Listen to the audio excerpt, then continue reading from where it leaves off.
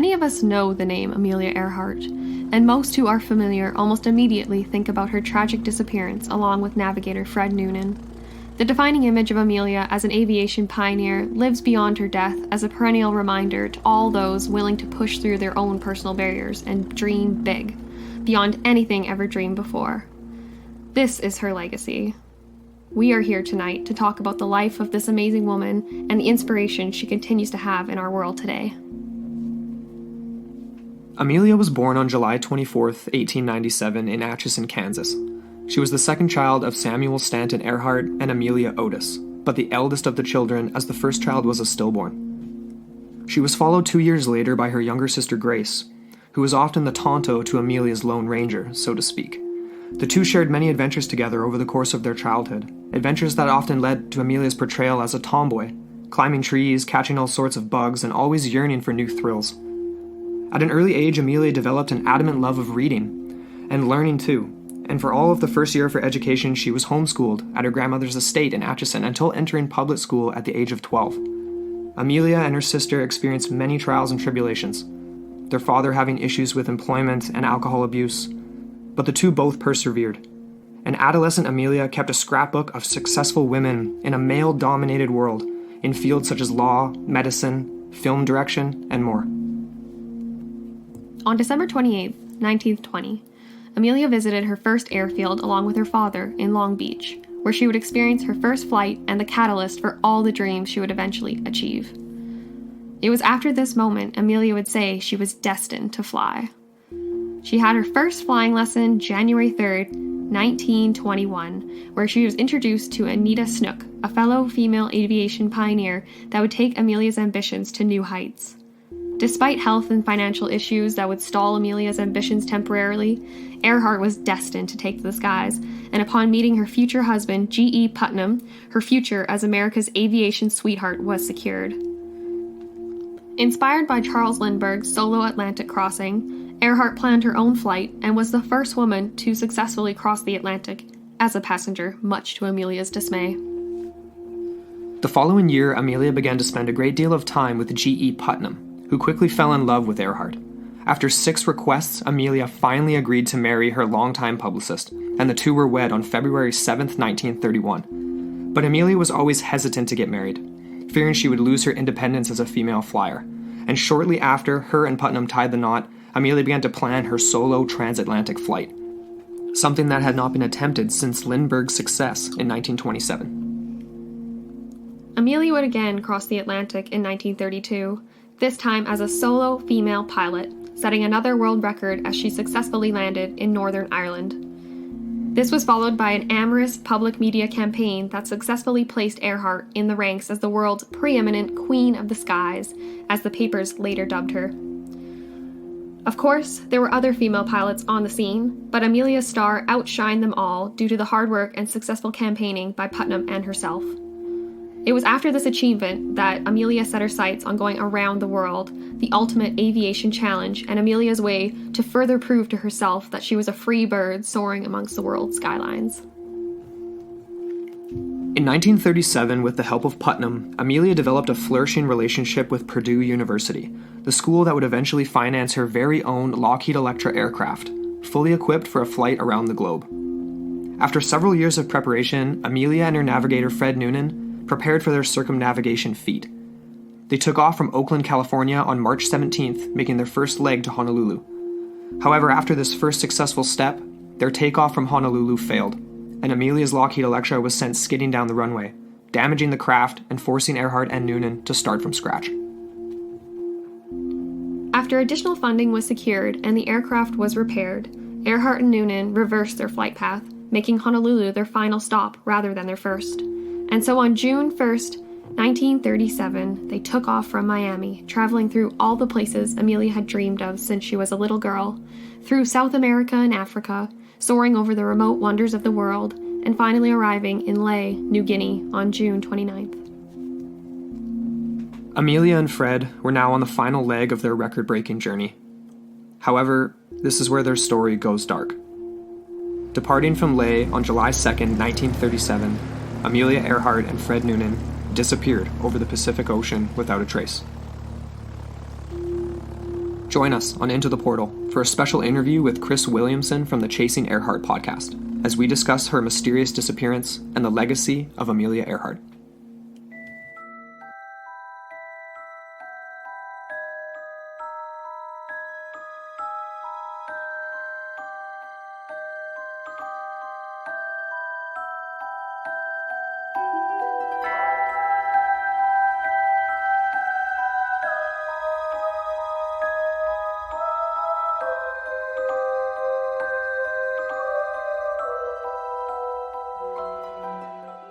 Hello, and welcome back into the portal. I'm Amber Ray. And I'm Andrew McKay. And we're back with a very special episode all on Amelia Earhart and her mysterious disappearance.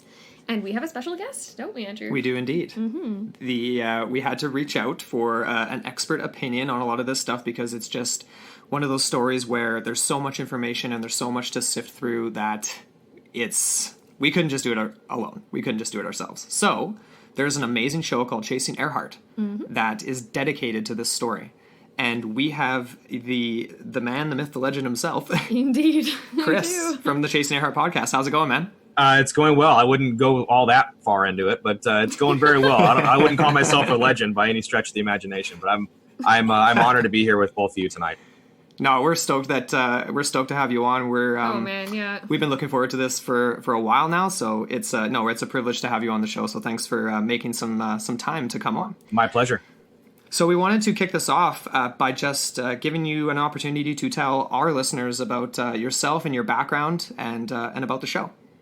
Yeah, for me, it sort of all started with Amelia Earhart, and this whole thing sort of was birthed out of a natural curiosity and the naivete of a third grader. And it's one of those things that I always ask if you've heard the show, you know that we always ask every guest, what's your earliest recollection of Amelia Earhart? What is your first memory? And I asked that question for a reason because I remember mine so specifically. And it was a History Day project in third grade. That seems to be the magic time that everybody gets introduced to Amelia in one way, shape, or form. And for me, it was just your standard History Day project. I remember, my teacher she had put up all of these 8x10s around the room, and we had to pick the person we wanted to do our project on. And I ended up picking Amelia Earhart. I had no idea who she was at the time, but I just picked her, and sort of she never left my consciousness. It was one of those things where I just kept doing projects on her every year, 4th grade, 5th grade, 6th grade, all the way through high school to where I started writing papers on her. The ideas became more complex and more thorough. Up through college, I wrote a dissertation on Amelia. It was just one of those things that she sort of never left kind of my horizon. And oddly enough, it did sort of go away for a little while. And approximately 10 years ago now, probably a little over 10 years ago, I started doing the official research, the pre-research phase for what would become Chasing Earhart. Of course, I had no idea what the title of the project was going to be. I had no plan. I had no structure. I had nothing like that. Right. I just sort of knew that I wanted to do this project to end all projects. I really wanted to take it back to its roots and do a true case study on the life as well as the disappearance of Amelia Earhart and Fred Noonan, who gets really sort of forgotten about in a lot of this. And it was one of those things where I kind of had a tunnel vision for what I wanted to accomplish in the long run, but I had no idea of how I was going to do it. And fast forward 10 years and here we are. And it's gotten so out of control in the best possible way. It's become this, I always say this in media, but it's become this terrible privilege that we have to tell this woman's story and tell it correctly and get the most intelligent people on the planet, really, so to speak, involved in this project in their own fields, discussing either what they believe happened to her, what her impact was, just kind of putting it all out there. So Chasing Earhart was really birthed out of my natural curiosity and nothing more than that. And that's just turned into what it's sort of become now. That's really cool. And it's so fascinating how it's, encompassed your whole life except for a small brief period there. But such an early age, hey? Yeah. Wow. And it's interesting because us up in Canada, I can't remember being introduced to Amelia directly through elementary school.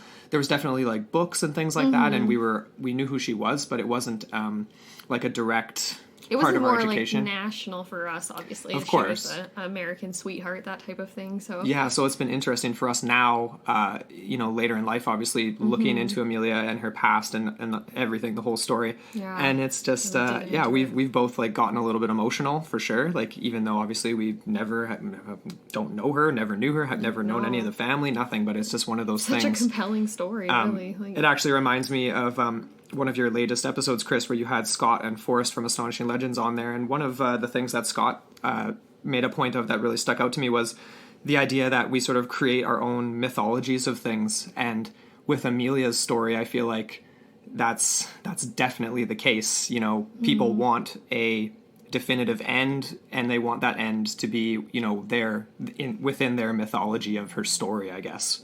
Yeah, absolutely. I would agree with that, and I would take from something else that Scott had mentioned early in one of the shows that I was involved in with them, and it really is like a really phenomenal season finale that hasn't been written yet. It's one of those things or series finale, I should say at this point. It's one of those things that just everybody wants to know what happened to this woman and this man. What happened to them? They just sort of vanish into thin air, and nobody knows. There's no oil slick. There's no remains. There's no anything.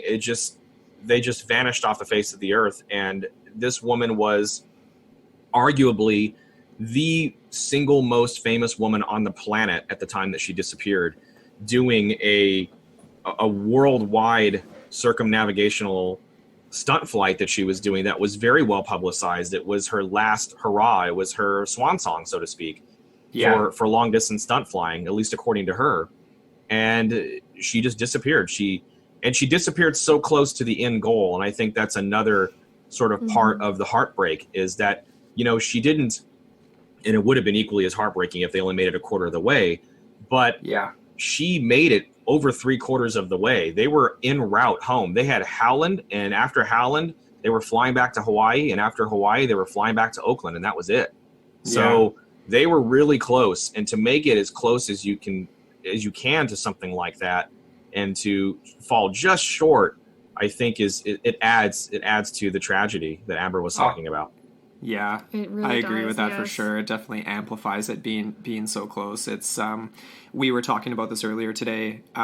Just the idea of like, obviously what could have been with the rest of her life. Yeah. But just because she was already a hero before this happened. But just this was in the 1930s, and just to think like if she made that last leg and made it home, like what could have happened for young women and women in general in the 1930s what sort and of 40s. influence could she have had? Even though she has had such a great influence in death anyway, you know what I mean? Like, Yeah.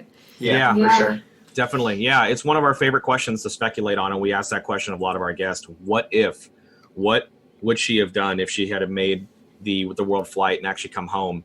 There's so many possibilities, that World War II breaks out just a few years after she disappears, and the men of the United States are drafted, and who steps up to run the country but women? I think she would have been extremely proud of that. I think she would have been knee deep. I don't want to say knee deep in the war in the sense that she would have volunteered and actually fought in the war, but I think she would have done everything that she possibly could to assist women.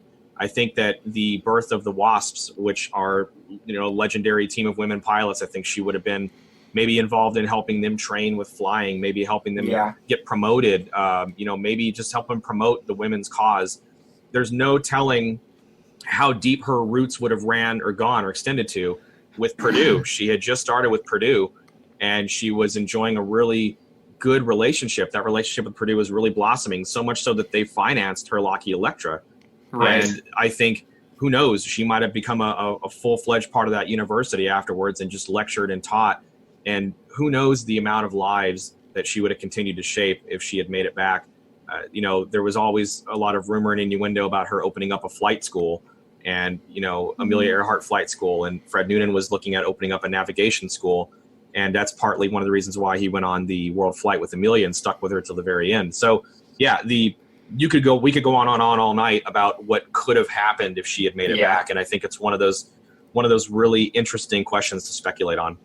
Yeah, no, for sure. Definitely. So we wanted to kind of kick this off, I guess, like before, moving into talking about the disappearance and the different, theories as to what exactly happened. The factors, all the different. We're going to start obviously with the last stop in Lae, Papua New Guinea. Yes. Where they left on July 2nd, 1937, and correct me if I'm wrong, Chris, but I believe the flight was something around 22,500 miles, around 22 hours to Howland Island from Lae. It was a long flight. It was the longest part of the flight, longest leg of the flight, and certainly the most dangerous. And it was, definitely the most difficult for them to make. That landing on Howland was, it's one of those things that we talk about all the time on the show, but it's really hard to fathom even now with technology that we have now. That was one hell of a landing she would have had to make on that little speck of an island in the middle of the ocean. And it was certainly talked about before the world flight. If you are off by even a little bit, you're stuck in the middle of the ocean, you're running out of gas, and you got nowhere to go. Yeah. And it's one of those things where it was just a really scary flight. And oddly enough, they weren't originally going to go that way. Howland was going to be one of the early parts of the flight originally, but when she ground looped the plane in Hawaii, they had to switch direction for the flight. So instead of going west to east, they went east to west. And that made Howland one of the last stops as opposed to one of the first stops. So again, speculation, who knows? Would she have made that landing on Howland if it was one of the first stops? We'll never know. But it's one of those things where, just one of probably the most difficult aspect of the flight, hands down. Yeah, no kidding. Hey, like we're obviously watching lots of videos and looking into the work that like the group Tiger has done, and one of them was a presentation with Rick Gillespie, and he was talking about he had some images of Howland Island. Except when he was actually showing them on the PowerPoint, you couldn't really see the island, and he was putting it up there basically being like, anybody in the room here, can you see this island? And nobody could really see it, but it's technically in the photograph. And he was talking about how the cloud cover at that time of day when Amelia would have been approaching the island could have caused a lot of shadowing and basically, made it even tougher than it would have already been, being such a tiny speck of land to actually see it. Right, absolutely. And because of that cloud cover, she had to drop to 1,000 feet, which made it even more difficult. The way I did this experiment with my son not too long ago, and we do this for kids when I do presentations for classes.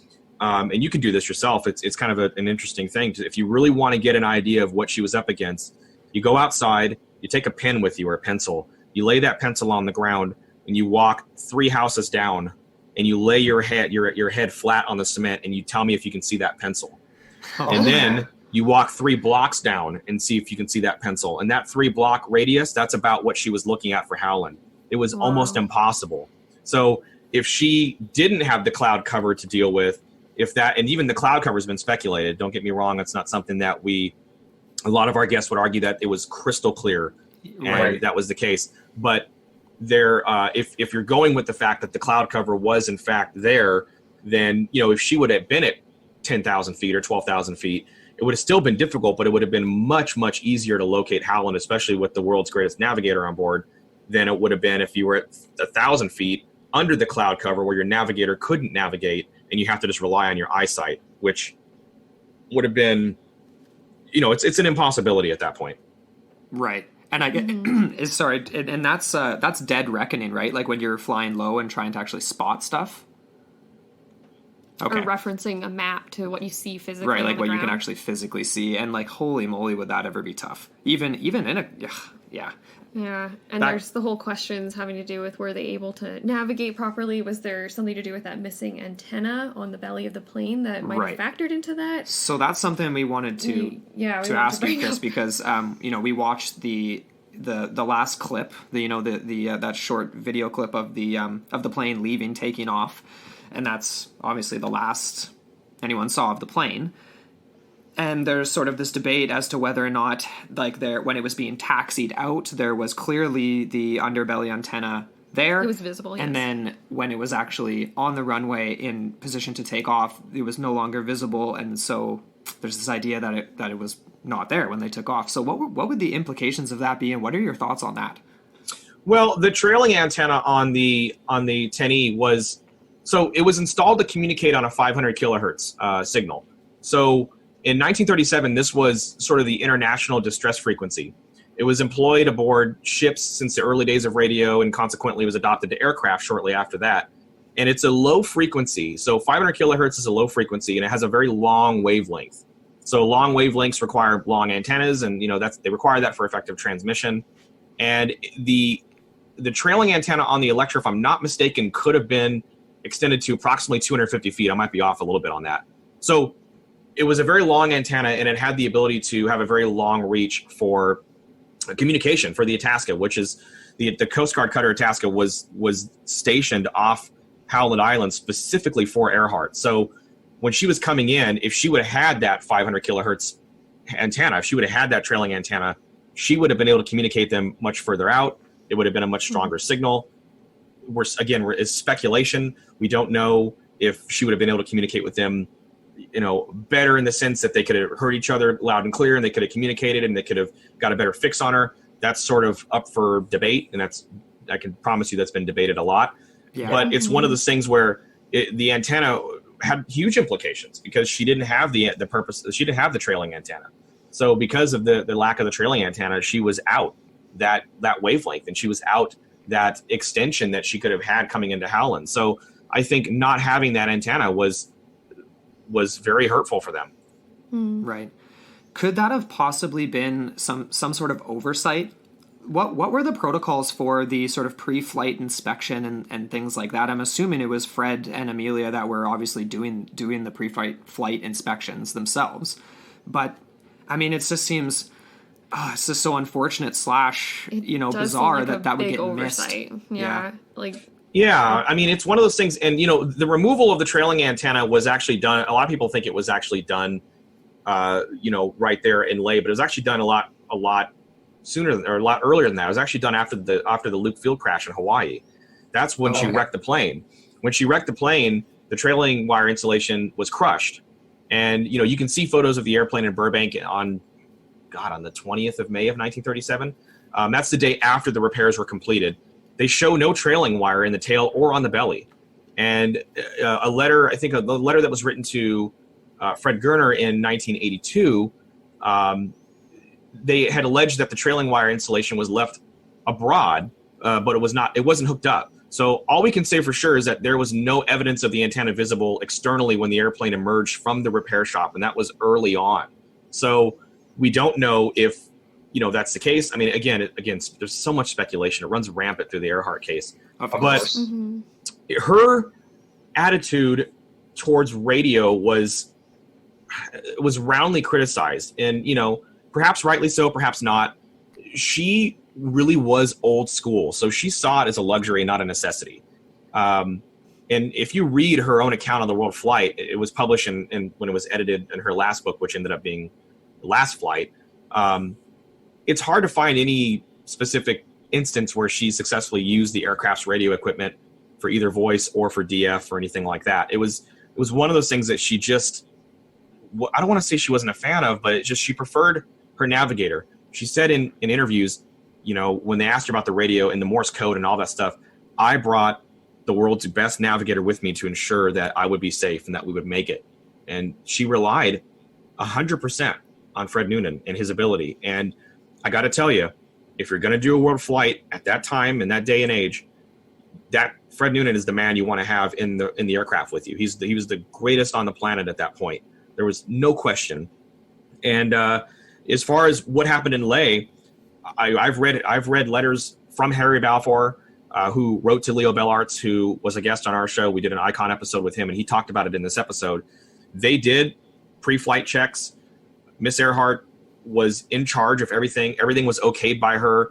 They ran that thing through every check they could possibly run before they let it take off from Leh, New Guinea, and everything passed with flying colors. There were no issues with anything on the plane. Right. And it was just one of those things. The plane was in tip-top shape, as far as we know, according to Harry Balfour, according to the documentation we have from Leh, New Guinea, and his communications with Leo Bellarts, who was the chief radio man on the Itasca. So your guess is as good as mine, as far as, we're kind of speculating, but the belly antenna, I can certainly speculate that it probably would have been a lot better if she had it with her. I can tell you that, because that that communication was the strongest communication she could have possibly had. And if you don't have it, it's going to affect you, especially in the middle of the ocean.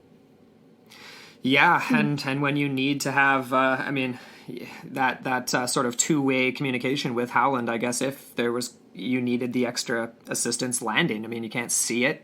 Well, that's my question. Is that antenna solely responsible for two-way, or would there have been other radio? Like, that's the question I have. Like, is it... How do I phrase this? Sorry. Would that have been responsible for the missing two-way navigation? Because you hear the radio calls, you hear that she's communicating to them, but they can't get to her. Right. So yeah, it could have certainly been. I mean, it really was just a miscommunication. They were not communicating on the same wavelengths. They were not communicating at the same times, and that was an issue. And the folks on the Itasca, Leo Bellart's, was trying to communicate with her feverishly at one point. He stepped outside the radio tower, or outside the radio tower for the Itasca, expecting to see her fully. They were getting a signal strength 5, which is basically right on top of you, and she was indicating, we must be on you but cannot see you. Everything was pointing to the fact that they were right there. You could step outside and you could see that plane on the horizon. Bellart steps outside, sees nothing, hears nothing. And that really sort of is very strange, because the technology doesn't lie. And even older technology at the time, that was their go-to. And for all intents and purposes, she was on them, and she should have been able to be seen. The Itasca sent up black smoke, which could have been seen for a lot farther out. Amelia never saw the black smoke. So she must be on them but cannot see them. But it sounds like she was nowhere near them. But she was also they were also picking up a signal strength 5 at the time that they couldn't see her. So it's just that does not add up. That does not add up. I wonder. Wow, sorry. I was just gonna say, like, I wonder what the report, like, did the guy that stepped outside to see if he could actually see her in the sky, like, what was the weather like for him? Was it severely overcast? Like, was there not that much visibility, or? So, according to Mr. Bellart's, he says, and I'm quoting him because he was on our show. We had him on as an icon interview, and it was really fun to do. But he says there was no cloud cover. They could have been seen. He could have seen. He saw that he had the whole horizon at his viewpoint. He saw the sky. There was no issues with anything that he could see. There were, I think he had mentioned in his episode of the show, maybe a couple spotted clouds here and there, but it was certainly not massive cloud cover. I don't know where the cloud cover came from. I don't know if it's something that, and again, we have guests that argue there was no cloud cover, Leo Bellart's included, and he was there. So there was no cloud cover. And there's other guests that say there was a lot of cloud cover, and that's why she had to drop down to 1,000 feet. It would make sense that she would drop to 1,000 feet. A pilot of her expertise would not drop down to 1,000 feet unless they were landing. They would not drop down to 1,000 feet just because. And she knew how small Howland Island was, and she knew how difficult it was. And I can promise you that Fred Noonan would certainly have not okayed her dropping down to 1,000 feet when they were running out of gas in the middle of the ocean. So the question then becomes, why'd she drop to 1,000 feet? Was it because there was cloud cover? Was it because some other weird reason? Or was she trying to put the plane down on the water and do a pancake landing and try to save their lives, because they knew they're running out of gas, and they're running out of gas fast. And at that point, what are we going to do? We're not going to drop 14,000 feet out of the sky. If you're running out of gas, you're going to try to put that plane down as easy as you can. And they did have these fuel tanks in the plane with them. And a lot of people argue that the fuel tanks would have made that Electra feel sort of like a ping pong ball with wings in the middle of the ocean. It would have floated indefinitely. If she could successfully put that plane down on the water without puncturing the plane or then puncturing the tanks, then they could survive indefinitely. They could float for days and days and hopefully, get some radio signals out, or hopefully get rescued. And that might have been why she was at 1,000 feet, because she knew that it was inevitable, and that, what are you going to do? You're in the middle of the ocean. You're going to drop out of 10,000 feet, or you're going to try to put that thing down as gingerly as you can. And I think she had enough wherewithal. She was certainly skilled enough to give that an attempt. Certainly not easy. landing on on water like that. It would have been almost like landing on cement, but I'd rather take my chances at dropping from 1,000 feet than 10,000 feet any day. Definitely, yeah, that does make sense. That is interesting, though, the debate over the cloud cover. I would tend to believe the eyewitness, the credible witness, saying that he looked up into the sky and it was not overcast. Yeah. And that does kind of play into that one theory that we saw in that history documentary, which we will dive into a little bit further. But the one theory that guy, his name escapes me now, but he was interviewed and he basically had the idea that she was actually flying a lot further north than she intended, and that cloud front, there was like a storm front that was gathering from the north. It was moving northwest essentially, but it was coming from above.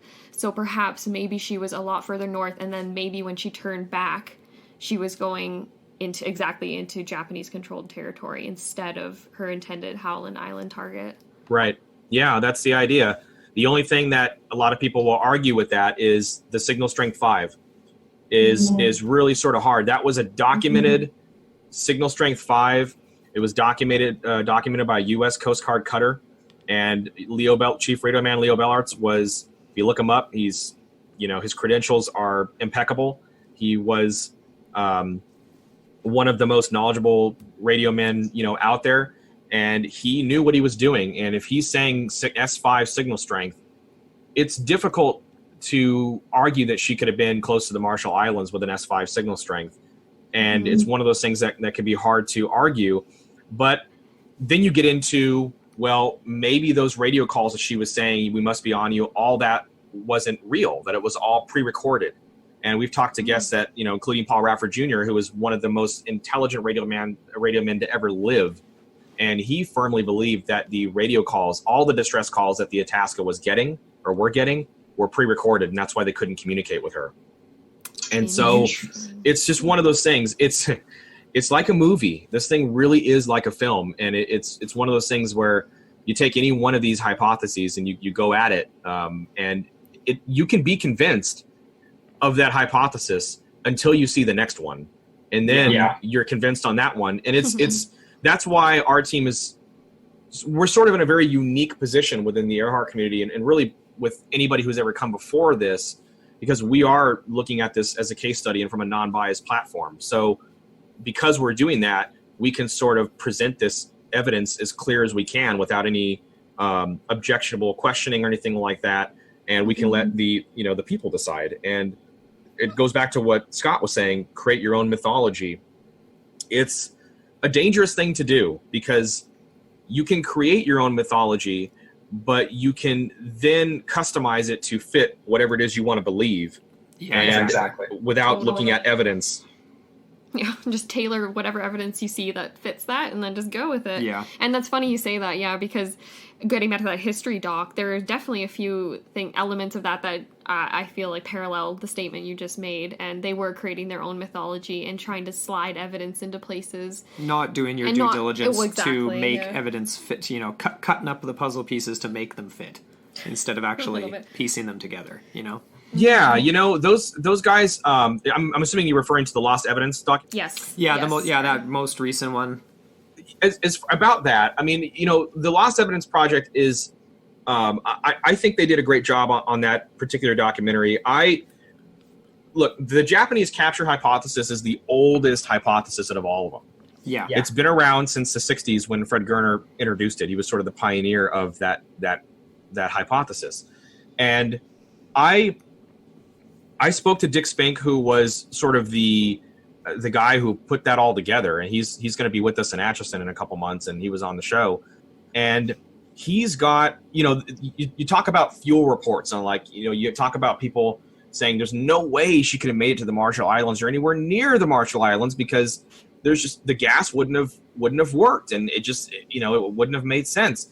Well, if you listen to that episode of the show and you listen to his explanation for that, he has a fuel report that came from a gentleman by the name of Clarence Kelly Johnson. And if you don't know who Clarence Kelly Johnson is, he was the man that designed the SR-71 Blackbird. This guy was the man when it came to aviation, and when it came to fuel, and when it came to fuel efficiency, and just you name it. And you can Google that. As a matter of fact, I can send it to you if you guys want to put it in the show notes. Absolutely, yeah. This fuel report says unequivocally she could have had more than enough fuel to make it to the Marshall Islands or somewhere in that area where she could have been either shot down or she could have laid the plane down and been captured. Clarence Kelly Johnson is no joke. And that guy is one of the smartest men on the planet, or was one of the smartest men on the planet, I should say. He's sadly passed away in 1990. But he was, he was a systems engineer. I mean, God, you can go on and on. If you just Google or Wikipedia his resume, it's ridiculous. Interesting. His fuel report is what Dick Spink relied heavily on, and they talked about a little bit about that in the Lost History Project or Lost Evidence Project. That was very well done. I know Dick really well. I consider him a good friend. He's a really nice guy. I know Les Kinney. I've talked to Sean Henry a couple times. I know a lot of the folks, Kent Gibson, who they use for the forensic photo examiner for that. Very cool. They're all great people. They know their stuff. These people are not Earhart, amateur Earhart sleuths or anything. Sure. Very dedicated people.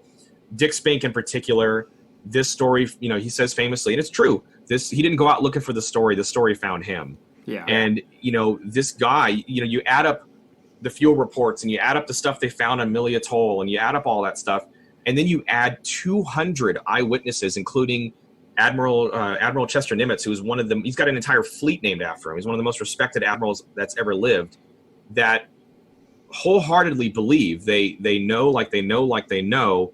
Yes, her and Noonan were on those islands. They were there. They did get captured. They were either executed. She either died of dysentery. I mean, there's different ways you can go. It's a really big umbrella. But I know we're kind of veering into another hypothesis right now, but it's one of those things where you can just sort of look at all this stuff. You can look at the crash and sink. You can look at, the Irene Bolam stuff. You can look at the Gardner Island castaway stuff. And in and of itself, you can be sold. And it's one of those things that it's just, how many other cases can you name that you can do that with? It's maybe a couple. Yeah. Part. But how many of those cases have one of the biggest icons to ever walk the earth attached to it? It's true. You can see why people kind of get swallowed whole by it. It's one of those things. And I've always argued, it's been argued by me personally, and this is just my personal opinion, that people say, look, Amelia Earhart, fascinating. She's an icon. She's a legend. All this great stuff. But really, everybody only cares about the disappearance. That's really what matters the most. I respectfully disagree. I think a lot of people think that the disappearance and the legacy go hand in hand. I say that you can remove the disappearance and the legacy can stand on its own with no question. The impact and the legacy is insane, and I can just give you multiple examples of that. But for our team, for Chasing Earhart, it's never been about the disappearance. It's never been about how she died. It's been about how she lived, and it's about the death of the mystery so that the legacy can live. And that's really what we're all about. And if we can sort of bring all these people together, the smartest minds in the world together to make this happen, to compare notes, to figure, because I can tell you right now, somebody's got it right. That's the beauty. One of these people is right. And that's kind of tragic in its own right, because somebody's cracked this thing. It's just that nobody's got that piece of smoking gun evidence that everybody wants to know. Yeah. Totally. The Japanese capture thing, the Jaluit doc photo, it came out and it set the world on fire, similar to the Dr. Jan's paper that came out and, again, set the world on. I mean, every so often, another piece of evidence is entered into the fray, and it just... Yeah. It's bananas. And so there you go. Well, while we're on that topic, because we should dive into that while photograph. we're in the Japanese capture hypothesis, that was sort of the photo of the supposedly potentially Amelia and Fred Noonan on the dock at Jalut. They leaned on that photo pretty heavily for that documentary, for sure. And we came across some information that suggests that it was actually probably taken... What was the date, Amber? Well, yeah, there is new evidence. There was a Nat Geo article I was reading by Michael Greshko from 2017. He was saying how there was new evidence that indicated this photograph was actually published in a 1935 Japanese language travelogue about the islands of the South Pacific. And some other people have dated it to about the late 1920s to early 1930s. That was from a a Japanese naval expert or a military expert, I believe. So, like, what are your thoughts on this photograph? Do you think it was taken in 1937? Have you come across the same sort of information that I just mentioned, or what's your take? Yeah, we have come across the same information. It was sort of hard to avoid it. Mm-hmm. The documentary drops, and the photo gets released approximately a week before. Interestingly enough, the photo releases July 2nd or 3rd of last year. If I'm not mistaken, that could be off a day or so. But what's interesting about it is it was during the anniversary of the disappearance. And I instructed our team to go silent for 48 hours to honor the memory of Amelia and Fred. So we weren't going to do any social media posting. We weren't updating our website for a couple of days. I wrote a Dear Amelia letter. We put it out on the website, and then we just disappeared for like 2 days. We didn't do anything because we wanted to. It's for us again. It's different for us. We want to honor the memory and the legacy, and not the disappearance so much. Yeah. During the disappearance, we thought it's the most honorable time to honor that. So we were silent. And then the photo drops while we were silent. And everybody was talking about this photo. The whole world was talking about it. It was on CNN and you name it, Fox News, CNBC. I'm sure it was up there. I mean, everywhere. You couldn't go anywhere. You couldn't go under a search engine. You couldn't do anything without seeing this photo. And I remember my team was asking me, well, what do you want to do? Do you want to come out and make a statement on it? And I thought about it. I thought, no, it's not appropriate. We gave our word and we said we're going to be silent. So we're going to go silent. God knows the photo's not going anywhere in 2 days. Yeah. So we'll address it in 2 days. And of course we did. And it came out, and there was a blogger on Twitter who we've spoken to, and they had hopped on there, and it seemed suspicious. And so they started doing some research, and they found this Japanese travelogue book that this photo was in. Now, here's the thing about the Japanese travelogue book. If you know the history of sort of how that goes down and what they do, first of all, it's not a book. It's sort of this loose kind of binding that they throw a bunch of stuff together in, and it's not even an official book or anything. He had to really dig for this thing. And the dates are a lot of times often not accurate. So there's no concrete evidence to say that it was in 1935. And even that now has been debated back and forth. Well, look at the dock itself. There were no power lines on the dock, or power lines weren't put out on this dock till this date. And that explains that it was in 1935 or, whatever. We're saying, no, we talked to someone who was actually the ancestor of the person who built the dock. And they're telling you that, no, that, it's disputing that. So it's one of those things where it just gets widely debated. I know Les and Dick went back to Japan and did some more further research on it. What I can tell you is there's a lot more to the Lost Evidence Project than they released. Oh, okay. I think Dick said on our very own show that the original scope was supposed to be 4 hours, and History Channel said, no, you got to cut it. It's got to be 2. So they had a full another documentary there. Okay. As such, I believe they're coming out with a follow-up to that. I don't know if it's associated with the History Channel. I have no idea. But I do know that they're coming out with a follow-up with that. And I can tell you without hesitation that they stand 1,000% behind that Jalluit dock photo. They believe that is, in fact, Earhart and Noonan. They had forensic experts who they brought in who were third-party forensic experts who were not associated with them on a personal level. And they did their thing. This is just sort of what they do. And, they determined, it was very likely, I think it was over 98%, that, a match, that this was, in fact, Earhart and Noonan. Right. So the debate goes on and on and on and on. Yeah. And it really sort of carries over into the Dr. Richard Jantz paper that just came out not too long ago.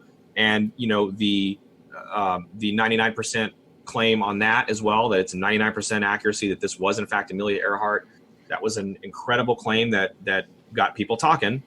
Now that's sort of kind of been the focus for the last, several months. But I can promise you that the Japanese capture hypothesis is not going away. They have so much information out there. There's so many eyewitnesses. There's so many different aspects of that hypothesis that it's difficult to discredit based off of one photo. Let's say hypothetically that the photo is absolutely false.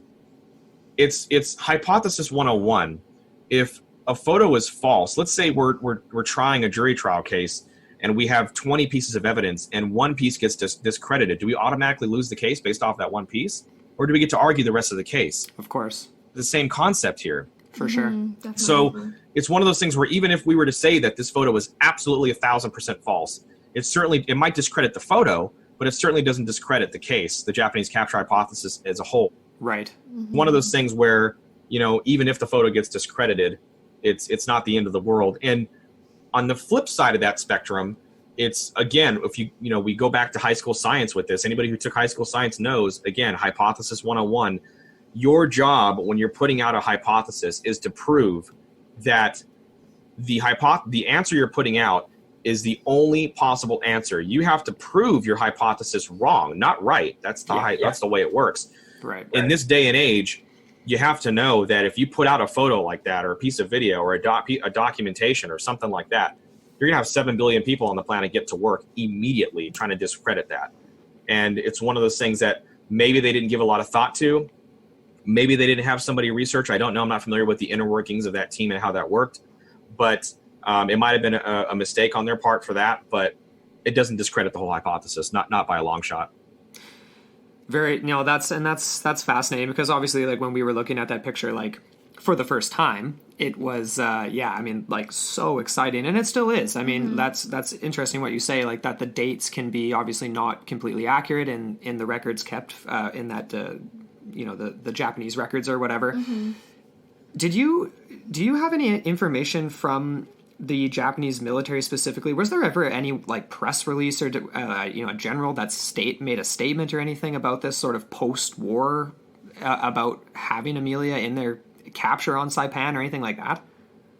There has never been an official statement. That is sort of it's a very touchy subject, to say the least. What I can tell you is that the Japanese people and the representative for the Republic of the Marshall Islands, they've put out a couple of statements stating that we stand behind our Marshall Islands ancestors. If they say that Amelia Earhart was here, with our full support, we believe that is the case. It's always been known. Beyond that, they're very careful because it's one of those things that you gotta understand. This could alter history if it's proven tomorrow unequivocally that Amelia Earhart was captured and then killed by the Japanese years before World War II. That would change. I can tell you right now, it would change FDR's legacy forever, because it would basically mean that FDR knew, especially if they could prove collusion, and that FDR knew that Amelia was over there and that he let her die. That was, basically, I wouldn't want to be blamed for killing America's sweetheart. Of course not. It's one of those things where, not only that, but on a personal, more intimate level, Amelia was a close friend of FDR and, more importantly, of Eleanor, the First Lady at the time. And, she was going to teach Eleanor how to fly when she returned. It was one of those things that, probably would have been very difficult a decision for FDR to make if, in fact, he made it. If it was determined that, one of our most beloved presidents killed America's sweetheart, whether he knew it or not, or he participated in it indirectly or directly, it could change his legacy forever. And I think, we're obviously at peace with Japan right now. They're an ally. It could reignite things. It could change history.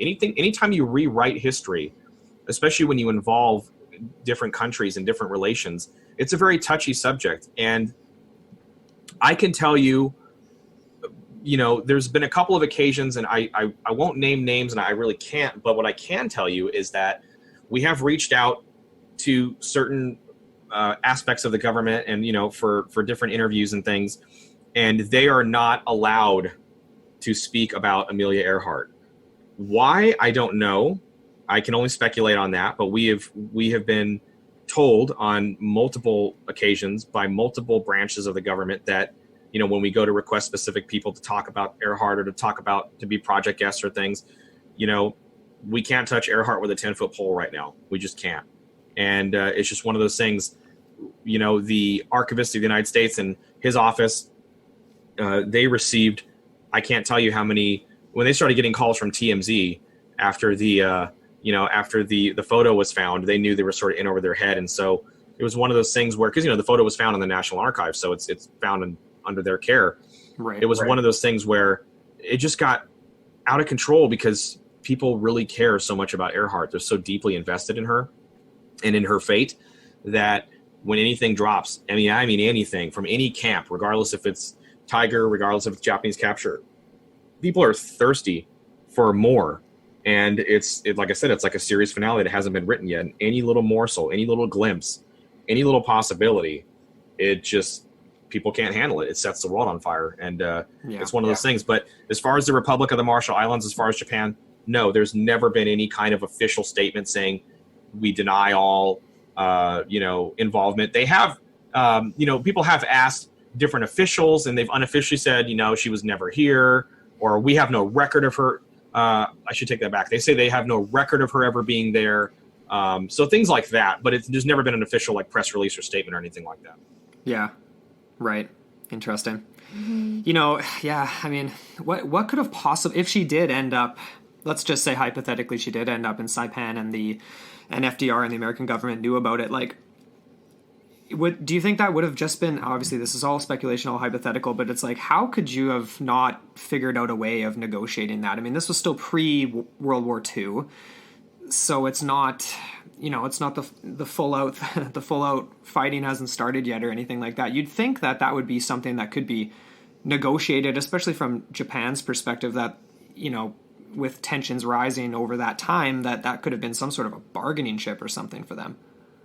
Well, here's the thing with that, and you make an excellent point, and that could have very well been the case. But if, and again, speculation, it runs rampant. Yeah. Let's say hypothetically that we knew Earhart was on a spy mission, which a lot of people believe she was.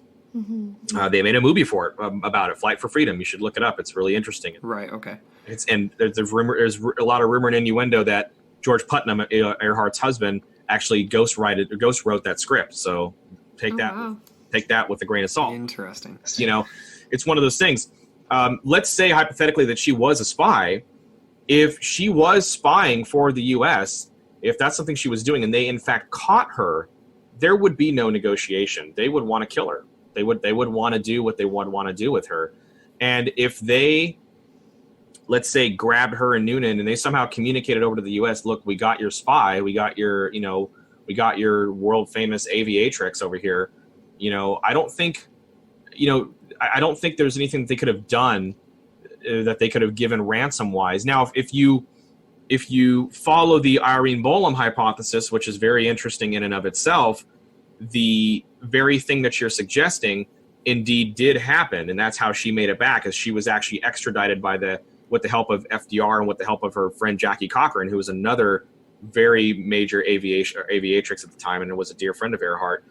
Jackie Cochran was the one that actually traveled over to Japan and actually successfully extradited Earhart back over to the U.S. and put her into the witness protection program, which I know it sounds really crazy. Right. But it's one of those things that, again, if you look at the evidence, if you look at everything that's put out, it starts to make sense. It starts to kind of form, something that's really interesting. Yeah.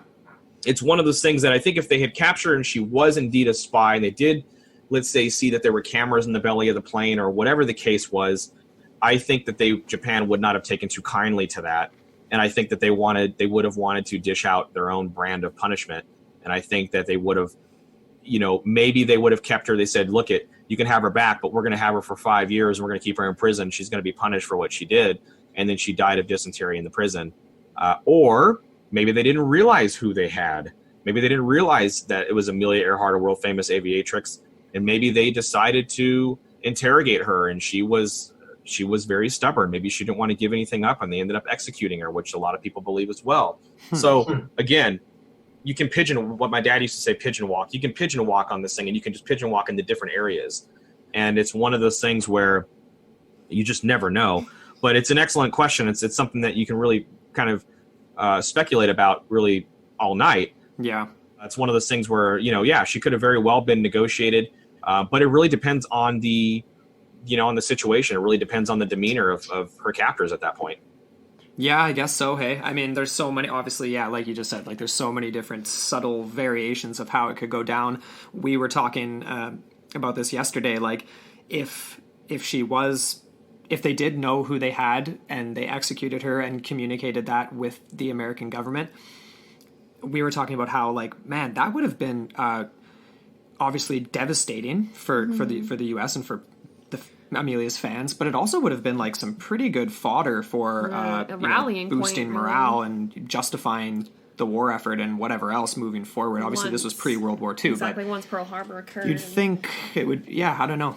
It could be reworked into a sort of a nationalistic military thing. But then it could maybe go the opposite way. Like, we even introduced I can't remember when the elections were held, what year that would have been, but if there was soon to be a change of government, perhaps, maybe they thought this could turn the other way and it could actually go bad for the party. So I don't know. There's so many different avenues you can go down. Like you said, like pigeon walking. I love that. Yeah, makes perfect sense. Perfect analogy for it, for sure. Oh, man. Yeah, absolutely. You can speculate this. We can speculate on this all night. I mean, we've turned a whole show into this. I mean, there's a reason. There's a lot to it. Indeed. Yes, we could be here for weeks. Indeed. Yeah, no kidding. Years. Right? So I get, yeah, exactly, right? I know we look forward to more episodes from your podcast. It would be unfortunate, I guess, if that's the thing. That's the mythology of it, right? It's like, it wouldn't be unfortunate if we came to a definitive conclusion, but at the same time, it's like people won't buy it. Like you just said before, people will always have their you make an interesting point, and we've talked about this in media a lot, and it's, they could pull the plane out of the water tomorrow, and they could say, oh, well, that's the plane. Where's the bodies at? Yeah. And it starts a whole nother thing. Yeah. If the plane is in Buka, which is what Bill Snavely believes, and for the Buka hypothesis, and if you listen to Astonishing Legends, I was just a guest on the show with Bill a couple episodes for them ago. He believes that they turned around when they knew that they could. He talks about flight radius, and flight radius has to do with how far you can go on half your gas, and if they believe that they couldn't make it to Howland, or they couldn't get to their destination, or they were gonna run out of gas, your common sense tells you what? Well, let's turn around and let's see if we can just go back to where we started, and we'll gas up more. We'll rethink this. We can always start again tomorrow or the next day or whatever. And he believes that they crash landed off of Buka, and if that's the case, then that Lockheed Electra is sitting in less than 100 feet of clear blue Pacific right now as we speak.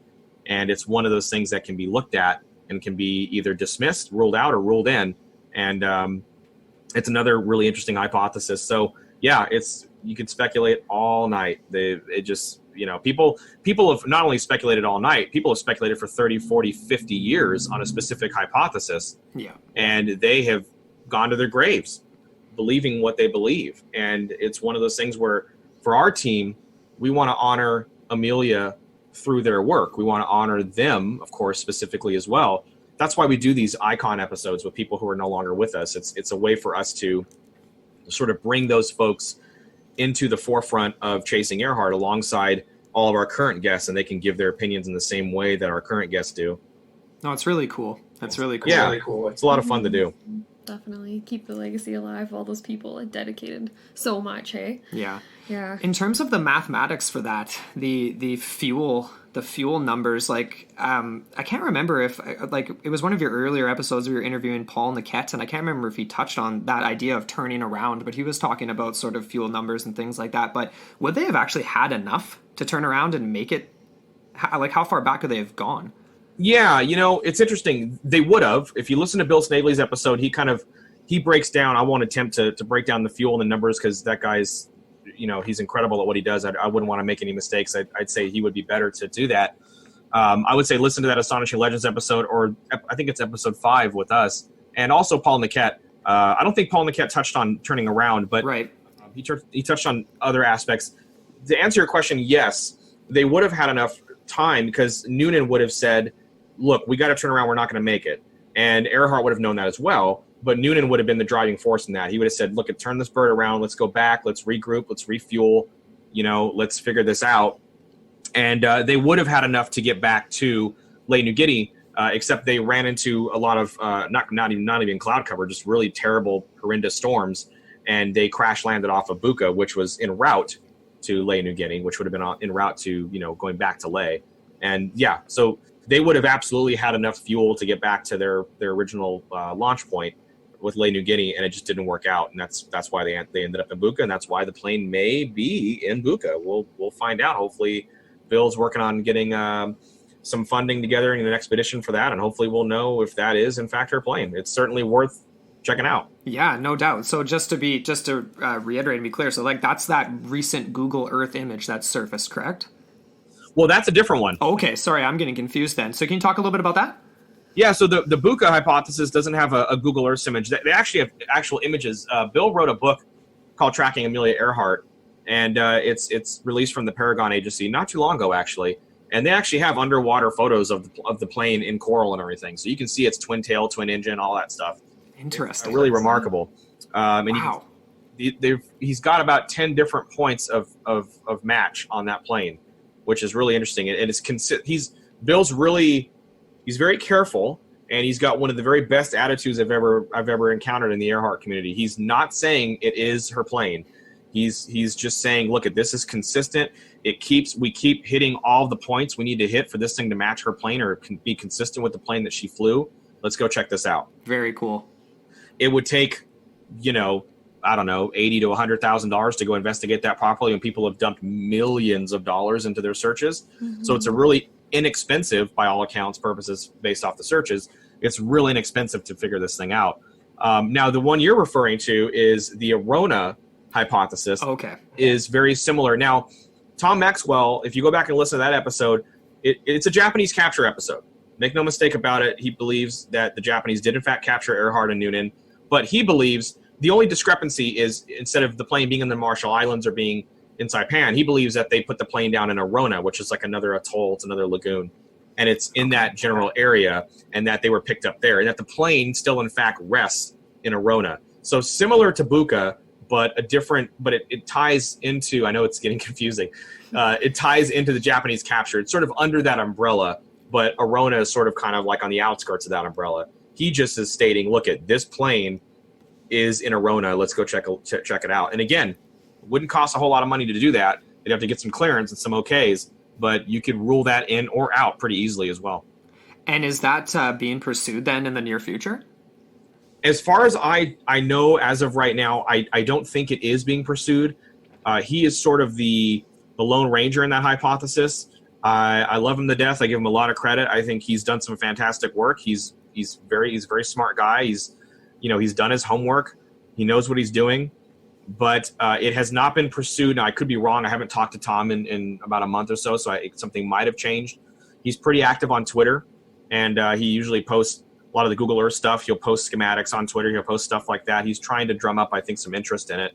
And some people in the aviation community have had some interest in it, but as far as where that interest has taken him, I couldn't tell you at this point.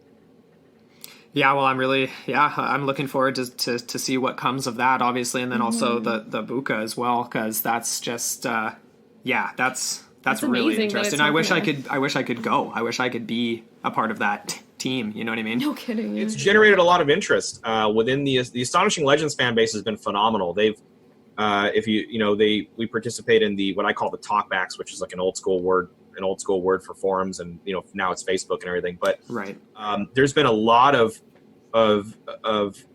interest, general interest in trying to get a GoFundMe started for Bill and things. I mean, everybody seems to really love Bill's attitude, and he's just a real sweet guy. He's real passionate. He's I don't want to say he's a fan. We're not, but he's really very sort of in awe of all of the work that's been done by all of the groups, by Tiger, by Japanese Capture, by the Crash and Sink, by Nauticos, by everybody that's been doing it. He thinks it's a real incredible puzzle that everybody's working, and he just believes that, look, this is something that should be looked at, and it should be checked out.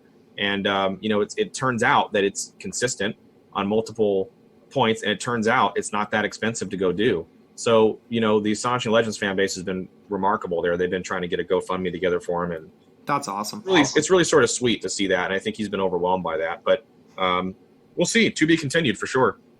Yeah, that's very cool. It's nice how guys like that can get some crowdfunding from interested people as well. I mean, that's just great, and the podcast community is very much like that, right? Like it's supportive of not just stories that people are interested in themselves, but also kind of adjacent ones, and I just think that's really cool. And the people that tell them, obviously. We do have some sort of wrap-up questions that we wanted to ask you, but sort of before we get into that, I just wanted to sort of briefly touch on the Gardner Island, the Nicomaroro Island we theory. didn't get into that too because heavily. we didn't really get into that in any detail. And you had that recent podcast episode where you were actually, you were having a conversation with Richard Jantz, who did that reassessment. Right. That was a fascinating conversation. I'll just say that right off the bat. But amazing how the results could be so different so many years later, right? So, yeah, what were your thoughts on that interview? Okay, so Dr. Jantz is one of those guys.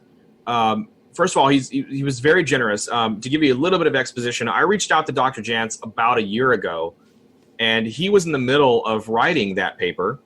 And when he wrote it, he told me, he mentioned in the email, look, when I write this paper, when I get this study done and it's out there, I'd be happy to come on your show. And to his credit, he was indeed a man of his word. I reached out to him a year later when this thing burst and it came out. Ironically enough, it came out a couple of months before it kind of blew up. It was in the scientific community and everything. And then I don't know if it was maybe, they had the Olympics out and things and other stories were going on. And I think maybe after that all calmed down, this paper sort of maybe hit the right, news agency or something. And it just spread like wildfire. So he came on the show, very generous with his time. We sat down and had a very highly technical conversation. And I have to give credit to Katie Cohan, who helped me, really sort of script that conversation with him, because when you read that paper, when you go through even the abstract, you can get lost. It's a very technical paper. And it's not surprising. I remember when I worked with Katie, we were working back and forth on a Google Doc on it. And when we worked on it, Katie said, it's interesting. Dr. Jantz is, she's a master. She has a master's as well. But she said, Dr. Jantz is one of the people I learned about in grad school. He was one of the people that we actually studied. Interesting. Man, you couldn't get a more qualified human being when it comes to forensic anthropology, regardless of, what people may say about his findings. The man is qualified beyond, anything that we could ever imagine. And it's one of those things where the 99%, when you put that out for someone and again, it ties into that stature. That's kind of why I was giving that exposition. When somebody of that stature puts out a finding that says 99%, it's really like a red flag. Yeah, for sure. First question you're going to ask yourself was, well, how the hell is it 99%? That's essentially you're saying, look, this is a slam dunk. Yeah. It's done. Case closed. And it's obviously not. But it's one of those things where, Dr. Jantz, and he stood by that on the episode. He talked about it. And I did try to talk to him about, look at, you had the SS Norwich City wreckage right there. There was a lot of people that, a few people that died on that. There was a bunch of people that were unaccounted for. It could it possibly be that those bones could have belonged to one of the more than likely belonged to one of those folks as opposed to Amelia Earhart? And he leaves it out there. It's possible that it could be. Yeah. And what's interesting about that is you have this doctor, this medical doctor, D.W. Hoodless, who at the time was a very well-respected medical doctor. He knew what he was doing. This is no slouch. He actually had the bones in front of him to examine. One of the things that kind of jumped out at me, and we discussed it in the episode, and he acknowledged it, was there was been a lot of rumor that Amelia Earhart had something procedure done on her called a Caldwell-Luke procedure. And if you know anything about that, that is where they drill 2 dime-sized holes in the bridge of your nose. Interesting. And it's to help you breathe better. She had a lot of issues with sinus trouble and things. I mean, that was well documented. However, the surgery, other than the son of the doctor who performed the surgery on her opinion or his statement saying, yes, my father did perform the surgery on Amelia Earhart, there was no medical documentation ever to support that. And as far as we know, there's never been. And we've been reaching out trying to find that. And we have yet to find any kind of medical documentation to stand by that. If you were to find, let's say, some medical documentation to find that, yes, she had this procedure done, let's say in 1928 or something like that, and you have that documentation, then it would be difficult for someone the caliber of Dr. D.W. Hoodless to look at a skull and miss those 2 holes and not put that in his report. And so we talked about that, and he agreed about that. But, again, there's no medical record. So if there's no medical record, then you have to you can't really take that into account other than just rumor and innuendo. And, that's one of those things that just kind of happens to run rampant through the Earhart case. Yeah. So you have this medical doctor who was very good at what he did, who was very competent, look at the actual bones. And then you have one of the most world-renowned forensic anthropologists on the planet not look at the bones, but look at photographs and look at D.W. Hoodless's original notes and base a lot of his report off those notes. So he acknowledged the criticisms of the notes, of him using the notes to fit his hypothesis where he wanted it to, and then discrediting it when he wanted it to. He sort of acknowledged all that in the episode. It was a real fascinating episode. And but at the end of the day, he stands behind it and he challenges everybody to falsify his hypothesis. And I can promise you, they're working on it. Yeah, no doubt. Well, that's interesting. I mean, I'm not even sure after this conversation with you tonight, like which way I'm leaning, to be honest. I thought I might be leaning more one way than the other, but maybe that's a good question to pose. Yeah. That's kind of one of those things. You have more questions than you do answers at the end of the day. And it's one of those things where, and that's why this thing is so fascinating, is because so many questions and not enough answers. And when you think you have an answer, that's when the question gets changed. Yeah. One of those things where it's just, you can see why this swallows people whole. And we're sort of on the outside trying to compartmentalize everything and put it all together for people. And that's sort of what this podcast has been doing, in the absence of the documentary that we're shooting right now simultaneously. It's kind of one of those things where, we wanted to put all this information out. We knew at the beginning of this project, we knew if we just shoot a documentary, there's no way we're going to be able to put everything, even if we do 14 parts and do docuseries, there's no way we're going to be able to put all this information into 14 parts. It's just an impossibility. Yeah. You'd have to do multiple seasons and all that stuff, and it just gets too expensive. So we thought podcast, like that just makes sense. We'll do podcasts on it, and we'll let the podcast do the talking while we're doing the shooting, and we'll just kind of go from there. So that's kind of what we've been doing, and we've been chipping away at it. I think we're releasing, God, what is this, the 45th episode tomorrow night? Oh, wow. That's awesome. 5 episodes. We have 67, or we have 77 episodes recorded already. Oh, wow. We could probably release for the rest of the year with no problem and not recording new interviews. You guys are on the ball. Yeah. But it's like, I joke to my wife all the time, it's like whack-a-mole. Yeah. We started this thing with 25 individuals on the roster for the guest list, and now we've crossed 200, and it's the largest scale Amelia Earhart project ever. We're gonna have somewhere between, most documentaries, even if you throw out Earhart as a subject, but most documentaries have, if they do a 2-hour documentary, they might have 9 or 10 different individuals in the documentary. We're gonna have somewhere between 60 and 80 in ours, and it's just ridiculous. And we're gonna have. The goal is freshness, and the goal is for you to see faces pop up in our documentary and on our podcast that you would never in a million years relate to Amelia Earhart, but we're going to relate them to her for you. Very cool. And you're going to see kind of how that 6 degrees of separation kind of works and all that stuff. So it's been a lot of fun. It's been a never-ending thing, and it just keeps getting bigger and bigger and bigger as we go along. So. Yeah, and we're just super grateful that you and your team are doing it the way you're doing it and putting in the effort you are, because it's just awesome. Mm-hmm. And I mean, Amber, you've got some cool wrap-up questions here, I guess. Did you want to ask that? Oh, wow. Well, that just hearing about that documentary, that's fascinating. Like, so what stage are you guys at with that? Are you planning on releasing it sometime this year at all, or? Yeah, so we started shooting the documentary in March of last year.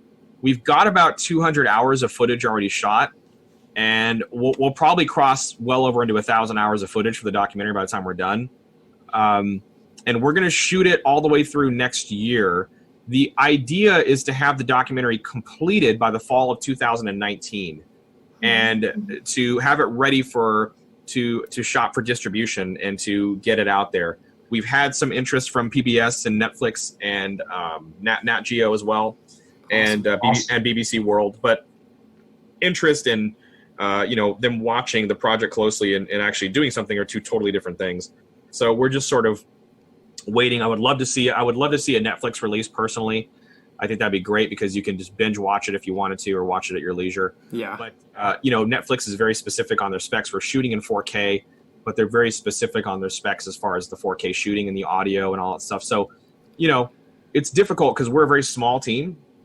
That's sort of the nature of the project.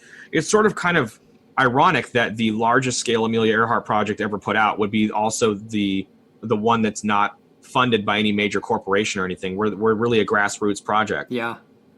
That's what attracts, when you attract names like Brad Meltzer and you attract names like David Ferriero, which is the Archivist of the United States, and you attract names like Abigail Harrison and Shasta Ways and all these people. I think they understand that, we're not this big like corporate thing. We're just a small team that's putting together this monumental project, and we want these people on board. And it's been a lot of fun. So to answer your question, Amber, it's fall of 2019. It'll be done. As far as when it releases, if somebody picks it up, distribution-wise, they might not release it until the following year or something. That would be it. That would be out of our hands at that point. But my goal is, if it kills me, and it probably will, to have it done by fall of 2019. So I'm thinking probably sometime towards the end of November, maybe Thanksgiving or something like that.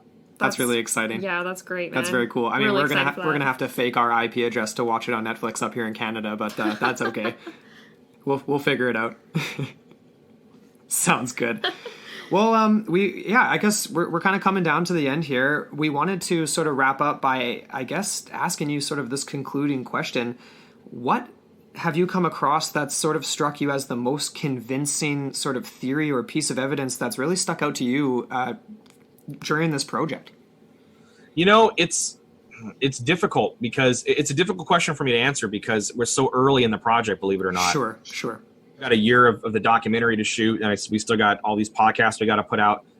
Nothing has struck me as, nothing has stood out as far as a piece of evidence is concerned.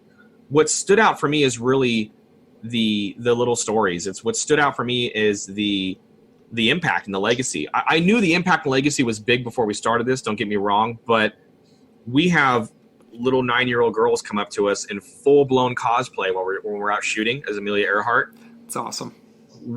Our team is great at posting on social media. They post all the different stuff, people that dress up as Amelia. There was this one, oh God, right here in Atchison. They have these statues all around Atchison. They're Amelia Earhart statues. They have probably 3 or 4 of them.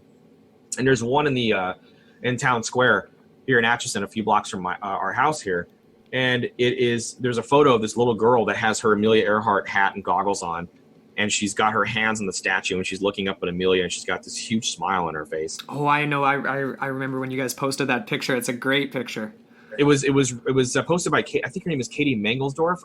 I hope I didn't butcher her last name, but she allowed us. She was very kind enough to allow us to repost it.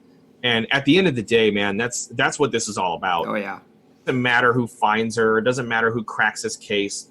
To us, that look of joy in her face and people who really look up to this woman and who I'll tell you another example that just happened the other day.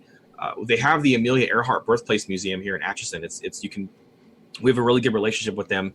It's owned by the 99s and they're really great people. And I pop in there from time to time because they just recently opened up a room with a collection of a dear friend of mine. Her name is Michelle Servone, and she recently passed not too long ago, but it was her collection. So they opened up a new room in the museum and they dedicated and all that stuff. But to make a long story short, I was sitting in the museum and I was talking to some of the docents there who help run the museum and help give tours and things. And this family comes in, and the family is a mom and a dad, a young kid. I think he's maybe 16 or 17, a grandmother, and this little girl who's, I want to say 9 or 10 maybe. And she comes in and she walks through the door and she's just like super overwhelmed. And turns out she had done her report on Amelia Earhart the year before and fell in love with Amelia Earhart, and she was doing another one on her this year. I didn't talk to her. I wanted to just kind of sit back and observe this because I felt it was important. And she'd never been to the museum, and she started welling up. She's like, this is her house? This is where she was, but like this. And it was just, she's 9, guys. She's 9. Yeah. This girl shouldn't know about Amelia Earhart, but she does. And you can only know about Amelia Earhart now if you take an interest other than, when you hear something, when she's taught in school. Right. It broke my heart in a beautiful way. I was like, this is why we do what we do. This is why when people ask, What's the big deal? This is the big deal. Look at that little girl in the eye and tell her it's not a big deal. Yeah. Amelia Earhart, this girl could end up to be a 99 one day. She could end up being an astronaut. She could end up being an engineer. All these incredible things. And she'll look back on her life, and she'll look back on her earliest recollections of Amelia Earhart, and she'll remember the day she stepped into that museum and welled up. And that will sit with her forever. Yeah. And it's one of those things where it's really case closed as far as I'm concerned. That's why Chasing Earhart exists, is for those little girls and those people that continue to be inspired every single day by this woman who mysteriously disappeared going on 81 years ago now. And that's what it's about, man. That's what it's always been about. And that's what we're all about. We're about the legacy. It's about how she lived, not how she died. Yeah. Well, that's powerful stuff, man, and it's really awesome. We love it. It's your passion is so obvious for the subject. It's making me so passionate about it. Yeah, it's infectious, right? Exactly. We're just so happy to have you on to share this. Mm-hmm. That means a lot. I appreciate that. I mean, that's why they had me do this. I mean, I'm not really big on. I'm more of a background kind of guy. I always have been. I like to be kind of in the corner, kind of working on the background stuff and doing editing and writing interviews and doing all that stuff. But I'm sort of become the unwitting face of the project because I created this whole thing. And so I'm the one out here doing interviews. But I think it's, I would agree that I do have a really strong passion for her. And I have a passion for her example. And I just want to get that example out there. And it's one of those things where we need more heroes. Yeah. Brad Meltzer puts it better than anyone else. Kids need real life heroes. Not just people that are famous for being thin and pretty. Yeah. Mm-hmm. Yeah. People that know, they need to know what a real life hero is. And Amelia Earhart was a real life superhero. Absolutely. She still, is to this day. So, that's what it is. That's what it's always been about. And that's what it will continue to be about until we wrap this thing up. Yeah. Yeah. And I'm looking forward to everything as this all unfolds. And just thank you so much again for coming on our show to talk about this stuff and about your show. And before we kind of wrap it up, can you tell the listeners just like a little bit about where we can find you on social media and your website and YouTube channel, all that kind of stuff? Sure. It's super easy. It's just chasingearhart.com. That's our website. That's our home base. And you can find, if you hit the blog there, the blog is titled The Chase. If you go into that, it's going to have everything we've ever done. There's all the podcasts, all the stuff I've ever guested on has been on there. All of the behind the scenes photos, videos, we have everything you can think of. I'm regularly writing articles for the Atchison Globe here, which is a local newspaper. So we put all of my articles in there on different topics of Amelia Earhart. And so chasingearhart.com is kind of our home base. If you're on social media, Facebook, Twitter, Instagram, I believe they've got everything set to @ChasingEarhart. Very easy. You can search us and find us. If you just Google search us, you'll find us. We pretty much pop up everywhere now because of how much content we've been putting out. But you can find us there. We have obviously we have a Patreon as well, patreon.com/ChasingEarhart. And it's one of those things. We're just always going, always putting out content. So you can interact with our team. We have a great social media team and a great web team, and they're just awesome people, and they're always available to chat. They monitor the website pretty regularly. So if you have a question, you can even ask the website a question, and chances are we'll respond to you. We're pretty readily available. So We're out there. Just search us. Great. Sweet.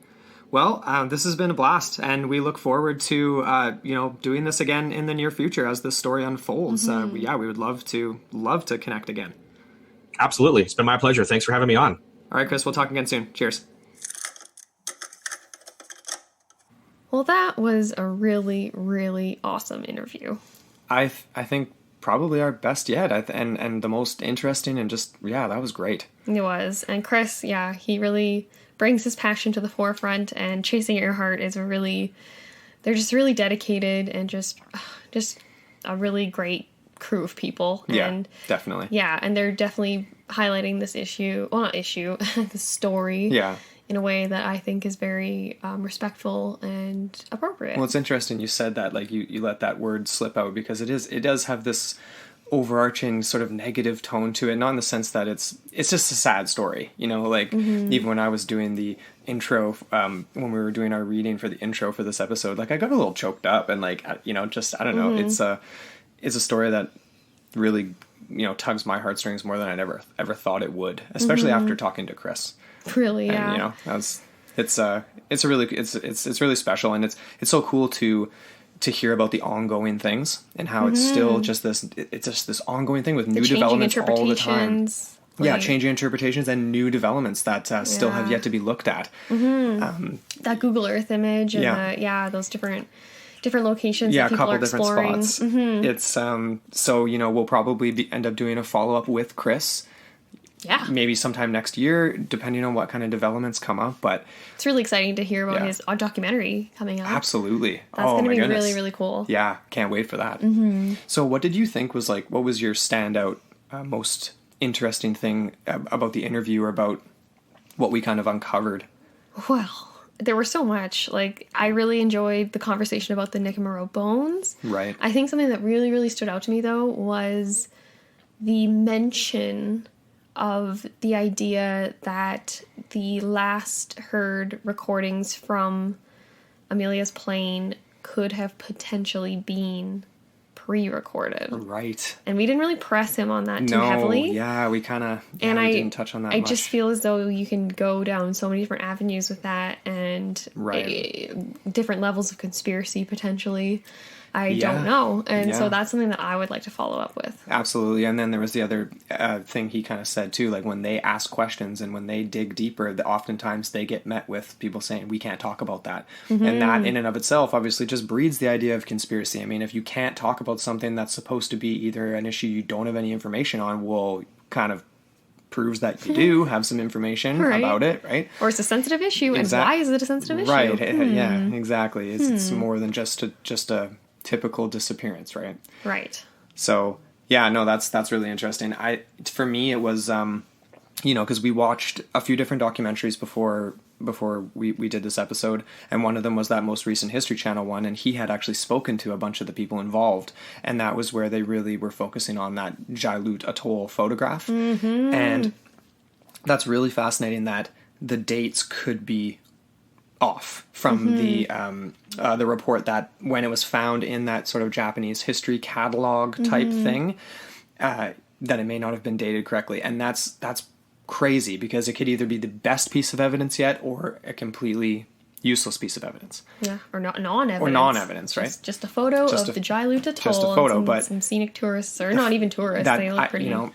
For the diehard searcher and researcher and whatever, man, that's a tough one to not think that it was taken in 37, right, when they were sort of positing in that documentary. And I'm sort of leaning that way now. At first I wasn't, and after talking to Chris, and he spoke to the credibility of the people involved in that documentary. Spink, I should say. Yeah. I botched that one. No, that's okay.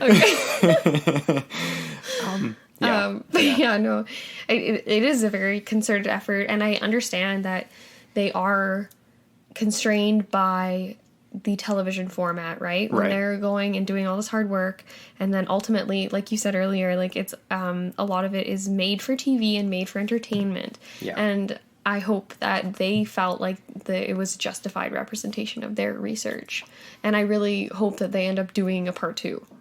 Well, I feel like they probably will. They sort of left it that way a little bit. But also just the fact that, like we said just at the beginning here, there's so much more that's still left. And it was funny, like Chris said, it's only going to take $100,000. Oh, now the name is escaping me now, and we don't actually have our notes right in front of us here. But